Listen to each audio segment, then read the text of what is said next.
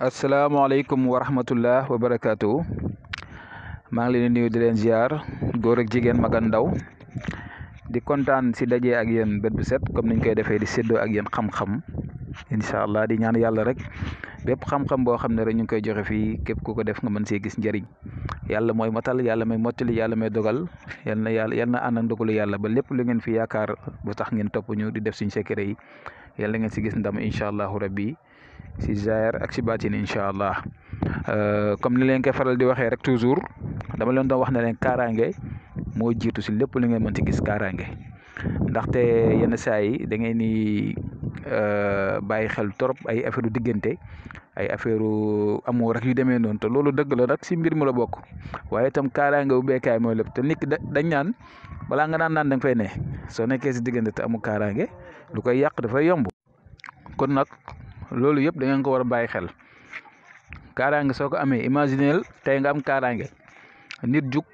bëgg a yàq tey sa diggante yàq nga nekkal du yomb wala tey nga nekk say sa liggéey nit ñëw bëgg la koo yàqal du yomb parce que defal nga sa bopp defal nga sa yaram loolu du mën a yomb wala mu mën a antu ndaxte lu ñu naan mystiquement blindé sa yaram blindé nga ko ba nga xam ne du lu ñëw rek takk si rek daaneel la kon bàyyi leen xel loolu bu baax a baax ak lu mën ci doon kër dañ koy aar yaram dañ koy aar diggante dañ koy aar oto dañ koy aar place dañ koy aar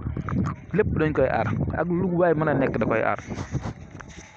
aar bi moom dafay nekk loo xam ne quotidien lay doon bët bu set wax ne la sax nga jàng ay musluwaay yoo xam ne da nga muslu si bopp ndax journée bi yëpp mu mën laa dimbale ñi nga xam ne ñu ngi lay móolu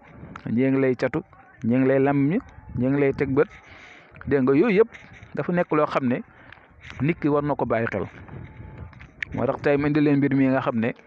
mbir mu yéemale si wàllu kaaraange ma leen di ñaan ngeen fexe ba def ko incha allah bu ngeen ko defee da ngeen si gis ay tawféex di ngeen sentir na yéen ñi am ngeen kaaraange incha allah muy li ngeen gis nii mooy da ngay bind kun bisimillahi rahmaani rahim wa sallallahu ala sayyidina muhammad wa ala alihi wa sahbihi wa sallam tasliman nga bind li nga gis nii maanaam juróom la nga xam ne dañoo ubbi seen saad yi muy secret bu yéeme laa leen wax nii secret bu yéeme xam nga soo ko bindee mi ngi am juróomi saat léegi saat bu nekk duñ ko ubbi léegi premier saat bi yaa ngi gis ñu ngi si bind suratul qadri muy inna anzalna fi laylatul qadri wa ma adraka ma laylatul qadri xayrun ma fi shahrin tanazzalu malaikatu wa ruuhu fiha bi idni rabbihim min kulli amrin salaamun hiya hattaa matla'il fajr nga tëj nga demaat si beneen bi si deuxième bi nga bind suratul fatiha yaa ngi dégg waaw mooy alhamdulillahi rabbil alamin arrahmanir rahim maliki yawmiddin iyyaka na'budu wa iyyaka nasta'in ihdina siratal mustaqim siratal ladzina an'amta alayhim ghayril maghdubi alayhim wala daalliin amin nga tëj nga ñëw si troisième bi moom bu ubbee saat bi da ngay bind suratul quraysh comme ni ngeen ko gisee mooy ilaafi qurayshin ilaafihim rihlata shitaa'i wa sayfi falya'budu rabba haazal bayti allazi at'amahum min juu'in wa aamanahum min xawf nga tëj nga ñëw si quatrième bi nga bind suratul falaq min qul a'uuzu bi rabbil falaq min sharri maa xalaq wa min sharri gaasiqin izaa waqab wa min sharri naffaasaati fil 'uqad wa min sharri haasidin izaa hasad nga tëj nga ñëw si cinquième bi soo ko ubbee nga ubbi saat bi nga bind suratul naas muy qul a'uuzu bi rabbin naas malikin naas ilaahin naas min sharri waswaasil xannaas allazi yuwaswisu fi suduurin naas mina jinnati wan naas soo paree nga teg si xawaatim boobu nekk xawaatim Suleymaan soo paree nga tëjee ko allahumma salli ala sayyidina muhammad wa ala alihi wa sahbihi wa sallama tasliman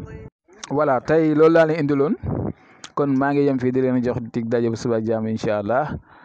waaye maa ngi fàtte lii soo paree da nga koy def si saafara nga naan ko